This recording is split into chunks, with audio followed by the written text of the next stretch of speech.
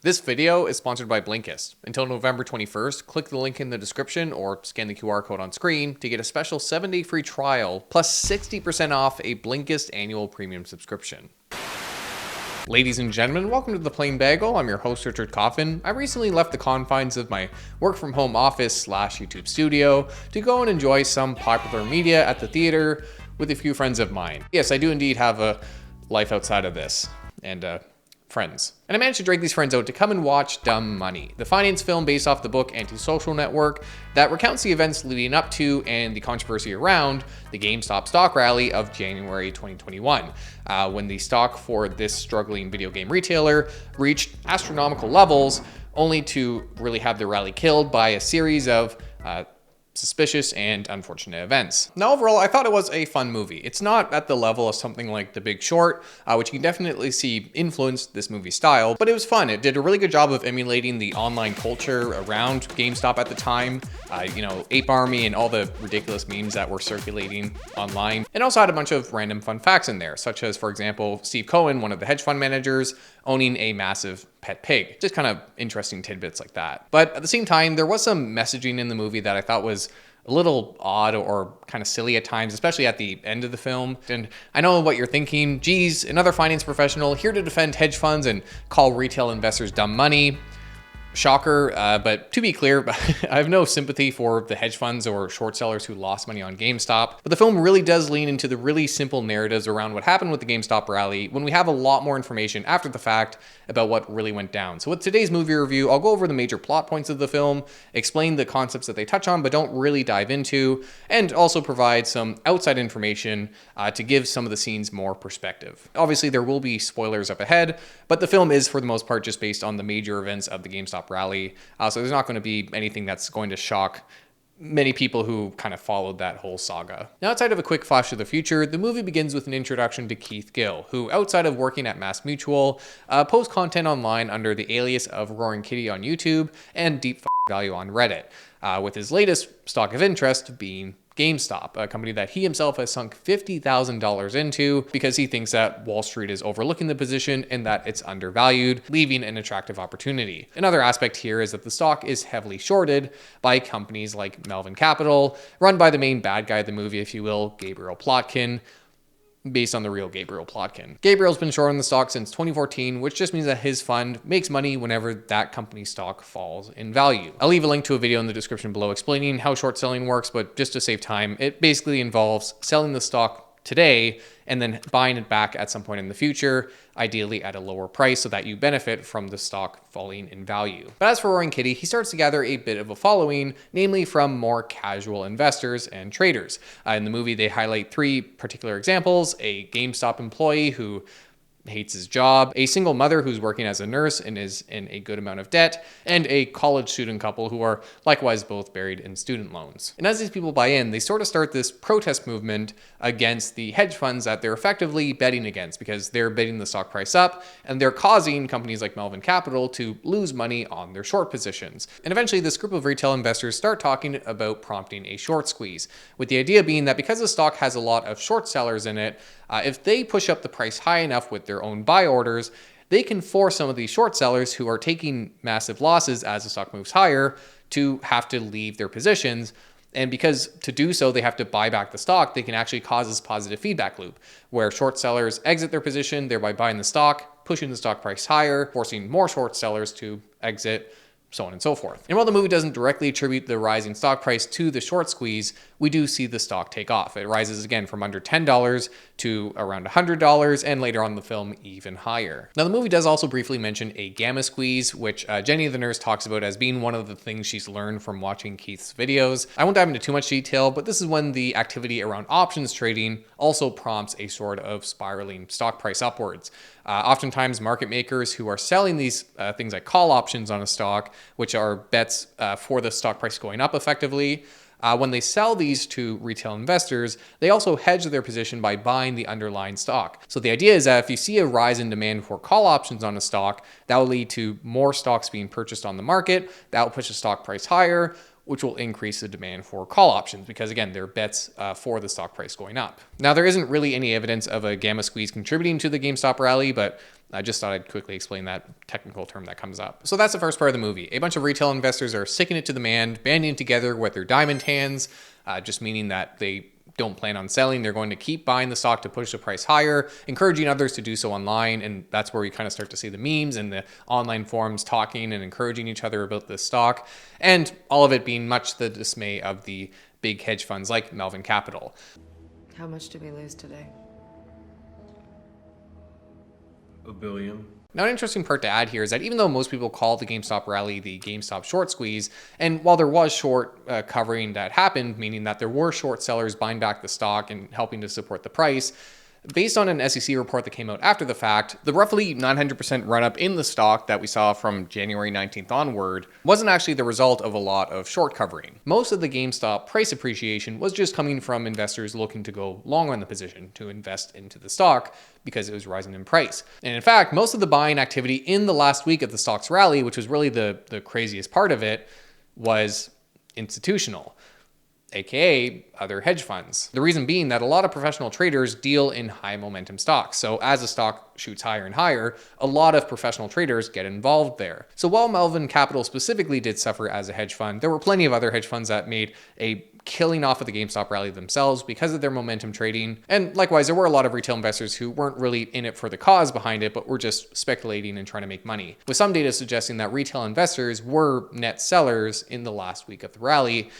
albeit that data comes from Citadel Securities, ironically, a company that we'll touch on later that's pretty important to the story here. Now, throughout the film, as the stock price is rising, we do get a glimpse of the lives of the different hedge fund managers. It shows how filthy rich these people are, including with Gabe Plotkin buying up a neighbor's mansion to try and build a tennis court, which is based on a true story. We also see all the strong connections he has with other hedge fund managers like Steve Cohen at Point 72, in real life an actual mentor of his, and Kenneth Griffin of Citadel, another hedge fund. And it's very easy not to like these characters. They're very flippant with their wealth, very dismissive of the GameStop rally movement. It's been up. Buybacks. Retail traders. And the retail investors in the movie are really not fans. At one point, Harmony, one of the college students, talks about how her father actually lost his job, which he had worked hard to get, because an investor swooped in and basically closed the company to sell it for parts. One of these Wall Street funds came in and bought it, and Vampire sucked all the money out of it and then declared bankruptcy. And to be clear, I'm not really here to defend the specific players or hedge funds in general. Some of them do use very aggressive tactics, but just to clear it up, short selling a company and betting against the company doesn't necessarily hurt the company's operations. What Harmony is talking about is something called corporate rating, which is actually a long investor strategy because you buy the shares of the company to then take it apart and sell it for parts, which Melvin Capital isn't doing. For the most part, if you're just betting that a company stock will fall, that doesn't inherently kill the business unless that business is looking to then issue more shares at that price. Because for the most part, the stock price is the price being paid between investors and doesn't actually influence the day-to-day operations of the business it's trading for. And funny enough, in that SEC report about the GameStop rally, they actually highlight a lack of short selling activity as being one of the reasons the GameStop price climbed so high and well past its fundamentals. Because in the month of January, shorting the stock with all this volatility became very expensive, and likewise the movement scared off a lot of short sellers. So again, while some people might not like the idea of betting on the failure of a company, it's bullshit. It's a bullshit way for rich people to get richer. It does play an important role. And while some people might assume that hedge funds kill a company by betting against it, it's usually the other way around, that a company is dying, so hedge funds look to make money as a result. Now, later on in the film, we're also introduced to the co-founders of Robinhood, the zero commission brokerage that a lot of retail investors use to buy stocks because it doesn't cost them any explicit fee to do so. With Vlad Tenev, one of the co-founders, really coming across as another villain in the movie. In an interview with a reporter, he's really skirting around questions about how Robinhood makes money, with him namely trying to avoid explaining payment for order flow. There's also payment for order flow. What's that? We prefer the term stock order routing. To quickly explain this, when a company like Robinhood gets a client order to, say, buy a stock, instead of sending it to an exchange to trade against another investor who's putting out a sell order, they can instead send it to an off-exchange market maker. which is someone who will then take the other side of that trade, selling the stock in question, and they'll make a bit of money by doing so because as a market maker, they make a bit of money on what's called the bid-ask spread, the difference between what a stock is bought and sold for. And because market makers make a small fee whenever they do one of these trades, they're willing to pay Robinhood a bit of money to route the trades to them instead of the exchanges, hence what's called payment for order flow. And importantly, at the time of the rally, Robinhood was making 1/3 of its revenue from Citadel Securities, a market maker that is owned by the same guy who owns Citadel, a separate hedge fund, Kenneth Griffin, who at the same time would have a stake in Melvin Capital, effectively bailing them out with a large investment when Melvin Capital is getting desperate with its short sale losses. So I might need a new investor. Consider it done. Much to the dismay and anger of the retail investors.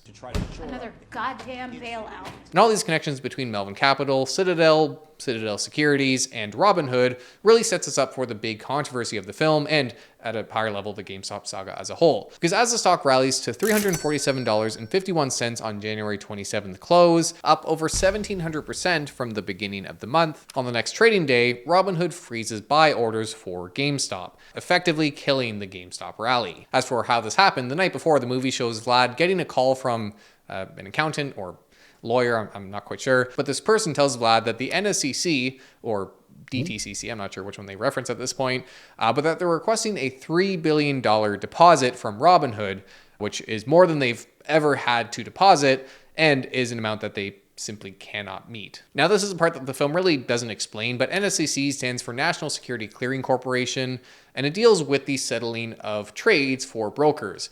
This kind of gets into the weeds about how stock trading actually works and the infrastructure around it, but brokers work with what are called clearinghouses to make sure that stocks move from person A to person B and that money moves accounts accordingly. And part of the service, part of the everyday operation is that the brokers have to have a deposit, a margin of sorts, to cover any risks or losses associated with that everyday operation. And importantly, the cost of this fee increases with the volatility of the stocks. So because GameStop was experiencing unprecedented demand and price volatility, brokers like Robinhood suddenly saw this fee skyrocket to a point that they could no longer afford as a relatively small broker. And to be honest, I was pleasantly surprised to see this part included in the movie. Because obviously a lot of people just assume there's this massive collusion and that the only reason Robinhood stopped trading on GameStop was because the hedge funds that they had relationships with asked them to do so. But even with that, the movie still leans into that sort of collusion story. When Vlad finds out from his accountant lawyer person that he needs to pay this $3 billion, he asks about calling Ken Griffin. Maybe this would be a good time for me to chat with Ken Griffin. Seemingly to ask to borrow the money or to try and find solutions, with it sort of being implied that Kenneth Griffin suggested that he freeze buying on GameStop to solve their problems because if they can't trade this stock, then they won't have to deal with as large of a fee for the extra volatility of that stock. And earlier in the movie, we're really primed for this outcome of collusion with the scene where Gabriel Plotkin is talking to his wife about how he's not really worried about the GameStop rally, even though he's losing a bunch of money. Because in the past, we've seen exchanges and stuff work against these sort of rallies and really unfairly benefit the short sellers, with them specifically highlighting the story of Piggly Wiggly, which, if you aren't familiar, is a store that back in the 1920s was massively short sold, and the founder tried to prompt a short squeeze by borrowing a bunch of money to buy up shares of the company, with him ending up with 99% of the stock. It caused the stock price to rally, and eventually the exchange actually intervened, freezing trading of the stock and forcing the founder to liquidate his business to pay back the loans that he had taken out. And so when we see trading for GameStop frozen, obviously the retail investors are pretty angry. But Wall Street cheated. Surprise, surprise.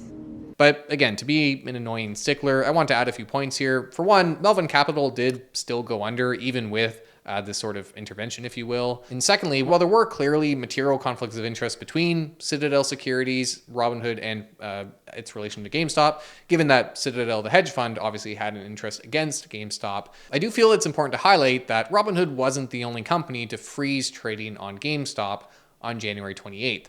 There were other brokers, including Interactive Brokers, which itself had a very small dealing with Citadel Securities. And on top of that, GameStop wasn't the only stock to be frozen. There was also AMC, Bed Bath & Beyond, and other highly shorted companies, yes, but also companies that were experiencing significant volatility. So while naturally you do have these conspiracies about how short sellers influence all these brokers to pause trading and to try and kill these rallies about these stocks that these people over here had an interest in, to me, there's just an easier explanation with the technical failures that happened because of the unprecedented volume. For example, one company stopped trading because it was running out of order numbers given how many orders were flying in. And on January 28th, GameStop saw 19 limit up, limit down pauses, which means that exchanges froze trading on the company because of how volatile the price was based on predetermined criteria, compared to just one such pause in all of 2020. Now, because we don't have concrete evidence one way or the other about collusion around the GameStop rally, I wouldn't conclude that for sure there was nothing suspicious happening, but the movie really assumes that collusion did happen. And in fact, towards the end of the movie, we have this big aha moment where they highlight that despite Kenneth Griffin saying under oath that he did not instruct Robinhood to pause GameStop trading, that it was revealed in a lawsuit that followed that there were text messages between Robinhood and Citadel the night before the GameStop trading freeze, which I don't really find to be a smoking gun. It's not surprising to me that two companies with business relationships that involve trading securities were messaging during this crazy phenomenon. And we've since seen some of the specific messages, and none of them are really all that damning. Which, on the topic of lawsuits, the rest of the film is about the congressional hearing of all the key players, a real event that did happen, where you had Keith Gill and the hedge fund managers attend court, with the film doing a good job of meshing actors with footage from the hearing. We also, towards the end of the film, get to see how some of the retail investors made out, with some of them making a bunch of money and others being in a slightly better position, but really having missed the biggest opportunity to change their financial situation. And the closing scene is Keith Gill running naked on a track with his brother. Don't worry about it. It's not that important. But that's a movie and some added detail. As for my overall kind of view of the film, again, I did enjoy it.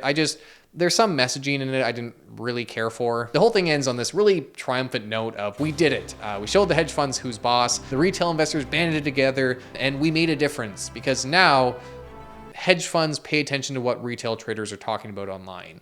It's like, okay. In reality, we haven't seen really much change in the industry, and GameStop is actually, while still above 2020 levels, trading significantly down from its peak, which likely means that based on the massive volume we saw in January, a lot of investors are down on their positions buying into the rally. And while I understand the criticisms of short selling, especially given that some people do so maliciously, less short selling activity as a whole, as the film kind of celebrates, isn't necessarily a good thing. It does play a role in deflating asset bubbles, and some research actually shows that it improves market liquidity, which makes trading cheaper for investors. And I know this really cements my position as a party pooper, but I really didn't like how the whole film really glorified what's blatantly bad investing. If people want to buy a stock for a cause or for whatever reason, all the power to them, that's their prerogative. But the film just really shows a lot of retail investors doing dumb stuff with their money. Jenny the nurse talks about how Wall Street talks down to retail investors, calling them dumb money, only to then turn around and pay for a vacation on her credit card because she doesn't want to sell her GameStop shares, which are, I think at that point, worth nearly $500,000. Some characters are also trading options and taking on a lot more risk there because those are much more complex securities. And you can really see how people are treating GameStop like a lottery ticket. So it just feels like it's important to highlight that you really shouldn't get emotionally attached to companies. I really don't like seeing that cheerleading or overhyping about a position, saying that we're all going to make it or whatever, because it's usually the financially desperate who are convinced by that messaging who end up losing in the end. And I know I'm really coming off as a buzzkill with all this, but as someone who works with people trying to sort out their finances, I just felt like I had to get that off my chest after watching the film. Anyway, that's the video. I hope you enjoyed it and learned something along the way. Before I sign off, I do want to give a quick thank you to today's sponsor, Blinkist. Over the last few years, I've grown a massive to-read list. As someone who really likes to dive into different economics and finance topics, I've just kept track of every name that I eventually want to get to. The problem is that the list keeps growing, and I fully intend on reading all of them, which doesn't give me a whole lot of time to explore other topics, but that's where Blinkist comes in, and that's why I genuinely really enjoy their service, because they provide the key insights and ideas for books that I probably would never get to otherwise. Blinkist breaks down books into key insights that you can typically digest in under 15 minutes by either reading or listening to, which is a personal favorite of mine, and they have a wide range of popular titles, ranging on everything from politics and philosophy to economics, finance, science. the whole shebang. I recently listened to Charlie Munger, The Complete Investor by Trent Griffin, which offers some insights into how Warren Buffett's business partner reviews and analyzes investments with blinks like a value investor needs to cultivate patience and courage to go bravely against the pack, which I think is pretty relevant to the themes of the movie. And best of all, one of the recent additions to the Blinkist service is Blinkist Spaces, which lets you create a space with friends and family where you can share titles from the Blinkist library with whoever you invite, regardless of whether they have a Blinkist premium subscription or not, with premium users able to create multiple spaces with multiple users. And thanks to today's sponsorship, you can get a really awesome deal with a 7-day free trial plus 60% off the annual premium subscription until November 21st only by clicking the link in the description or scanning the QR code on screen. So thank you, Blinkist, and thank you guys for joining me today. As mentioned, I hope you found the video helpful and somewhat educational. If you did, please make sure to like, subscribe, all that good stuff. It does help the channel tremendously, and let me know your thoughts in the comments down below. Even if you're someone who believes more in the collusion stories around GameStop, I'm happy to hear from you. I'm not really dismissing those claims. Again, it's just a matter of evidence. Thanks again for joining. See you in the next one.